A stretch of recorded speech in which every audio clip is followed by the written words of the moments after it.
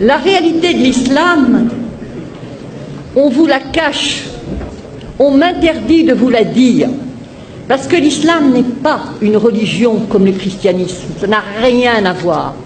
L'islam est une religion de la loi, l'islam est un droit religieux.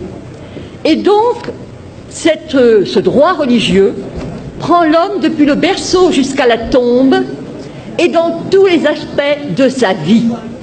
Que ce soit pour aller aux toilettes, comment faire pour aller aux toilettes, comment faire pour conclure un contrat, comment faire pour faire la prière. Et ça, le chrétien ne peut pas le comprendre. C'est ça la loi islamique. Le chrétien, quand il fait la prière, il est là dans son lit. « Oh Seigneur, faites que je réussisse mon examen. » Au nom du Père, ah, peut-être il fait signe de la croix, mais quand il fait froid, il a les mains en dessous de la couverture. Mais pas pour le musulman.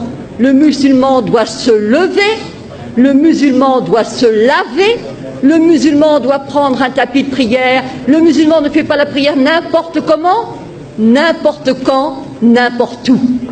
Et c'est ça la différence. Il ne jeûne pas quand ça lui plaît, il ne fait pas le pèlerinage à la Mecque quand ça lui sied. Non, non, non. Tout comportement obéit à une règle et toute règle est une règle de comportement. Et donc, ce qui se passe, c'est que les musulmans sont super piégés, super coincés, où ils disent la vérité, à savoir que la loi islamique, ce n'est pas seulement les ibadat, c'est-à-dire l'adoration, tout ce qui touche arkan ad-din, les piliers de la religion, mais c'est aussi les mu'amalat, comment traiter dans le public, horizontalement. Alors ils choisissent de mentir pour ne pas être en quelque sorte jetés dehors. Ils choisissent de mentir qu'il y a un droit pénal, c'est-à-dire que, en fin de compte, la femme adultère est punie de 100 coups de fouet dans le Coran et que nulle indulgence ne vous prenne en leur faveur. Je dis bien le Coran, le Coran. Et le prophète, sallallahu alayhi wa sallam, le prophète a demandé que la femme adultère soit lapidée. Une femme qui avait péché est venue voir le prophète. Elle a dit « j'ai péché ». Moi je me suis dit « oh là là, l'histoire va devenir fantastique ». Non, pas du tout. Elle attendait un enfant. Il a dit « retourne, accouche tranquillement ». Ensuite, elle est revenue et on l'a lapidée. Et pas n'importe comment. Avec des pierres pas trop grosses, elle serait tuée d'un seul coup. Non, des pierres de grosseur moyenne. La même chose quand on va aux toilettes, pas des pierres coupantes pour se couper l'anus, bien sûr que non. C'est-à-dire que, si vous voulez, tout est réglementé. La femme adultère, fouettée, après 100 coups de fouet bien donnés, vous ressortez en capillotade. Hein. L'apostasie est punie de mort. La consommation d'alcool de 80 coups de fouet. Le vol, la main coupée. Et dans le fiqh, c'est même la main coupée, le pied inverse, c'est ce qu'on appelle l'amputation croisée. Alors les musulmans, parce que ça fait partie de leurs droits religieux, choisissent de dire non, non, non, non, non, non, nous sommes comme les chrétiens.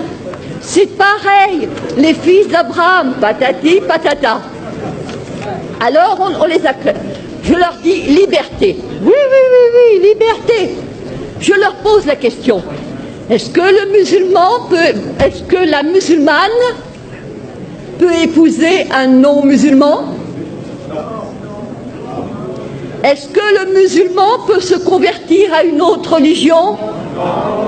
Est-ce que le musulman peut être athée? Est-ce que le musulman peut être homosexuel?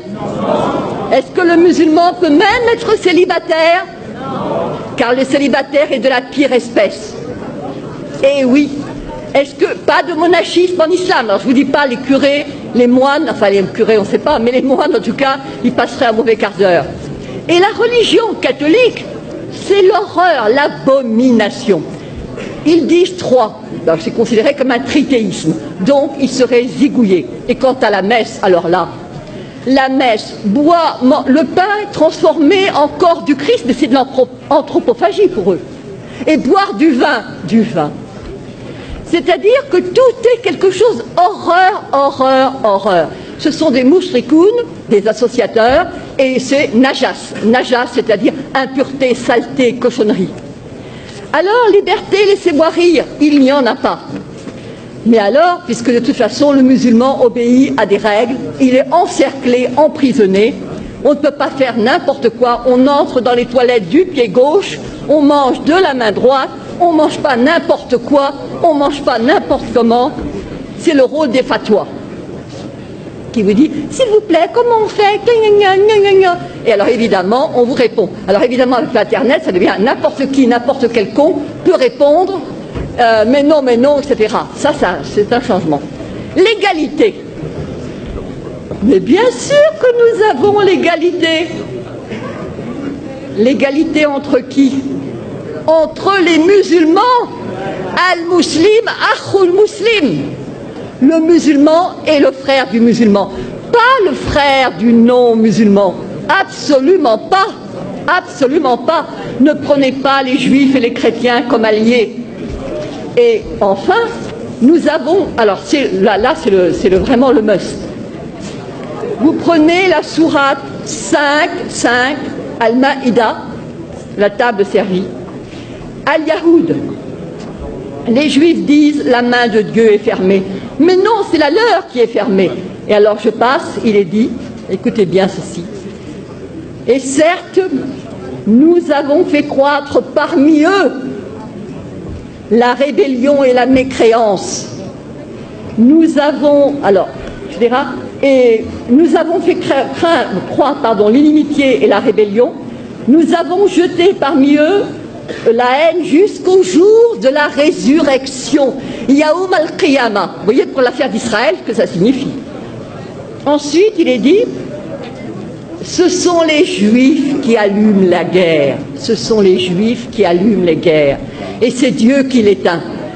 Et rappelez-vous, il y a eu une fatwa, il y avait eu des émeutes en banlieue, et monsieur Malek Chabel, musulman modéré, a écrit, mais il n'y a pas de guerre sainte en islam. C'est-à-dire, il a dit, en fin de compte, ce sont... il a cité de manière très habile que ce n'étaient pas les musulmans qui allument les guerres. Et tous ceux qui connaissaient le Coran ont compris. Parce que c'est sûr. Mais bien sûr que le problème... Alors, je me suis adressée au recteur de la mosquée de Paris, le charmant Dalil Boubaker. Je lui ai dit, comment trouvez-vous la première sourate du Coran? Il a dit, c'est le paternoster chrétien. J'ai envie de lui dire, alors crétin, le paternoster, alors commençons. Au nom de Dieu, le clément, le miséricordieux, etc. C'est toi que nous adorons. Iyyaka na'budu wa iyyaka nasta'in. Ihdina sirat al-mustaqim. Donc guide-nous dans la voie droite.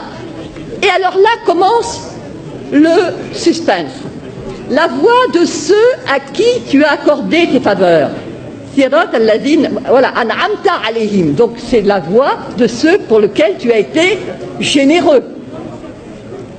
Sirat, alors, Ghayr mardoubi alayhim, la voie de ceux contre qui tu n'es pas en colère. Walad dallin, et ceux qui ne sont pas égarés. Alors moi j'avais apporté un commentaire. Pardon. Vous voulez... Non. Donc j'avais apporté un commentaire et j'ai dit devant tout le monde, évidemment, là vous ne comprenez rien, mais il y a le commentaire qui explique et que tous les musulmans pieux connaissent. Alors je regarde. Quels sont ceux à qui Dieu a accordé ses faveurs? Alors je vois al-Muslimoun ou al-Anbiya, donc les musulmans, les prophètes. Quels sont ceux contre qui Dieu est en colère? J'ouvre le tafsir, le commentaire, et je vois al-Yahoud, les juifs. Et ceux qui sont égarés, je regarde, et je vois al-Nasara, les chrétiens, les nazaréens. Et je dis, c'est ça, votre sourate première, le paternoster, et nos curés cons, qui font du dialogue islamo-crétin.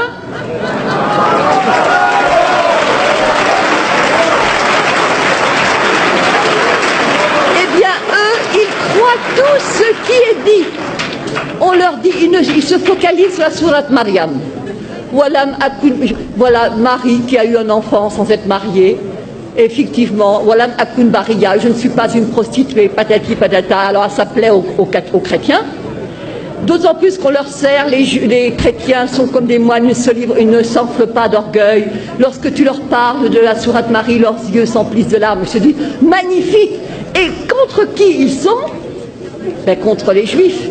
Les Juifs qui, pour eux, Marie n'est pas la mère de Dieu, pour eux, Jésus n'est pas le... Alors, il y a, par rapport à la communauté juive, un danger immense contre lequel je me bats depuis 5 ans.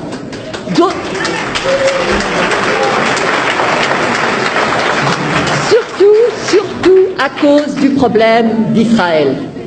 Les gens qui combattent contre les Israéliens ne sont pas des gens du XXIe siècle. Ce sont des gens qui se rappellent qu'il a été dit qu'au jour du jugement dernier, les Juifs se cacheront derrière une pierre, derrière un arbre, que la pierre elle-même et l'arbre diront, il y a un Juif derrière, tue-le. Alors comment laisser ces non-assistance à peuple en danger? Oui, bien sûr. Donc je dirais, l'islam n'est pas ce qu'on vous enseigne, l'islam n'est pas ce qu'on vous dit. L'islam est dangereux parce qu'il n'y a pas d'égalité, pas de liberté, pas de fraternité, pas de possibilité de s'en sortir.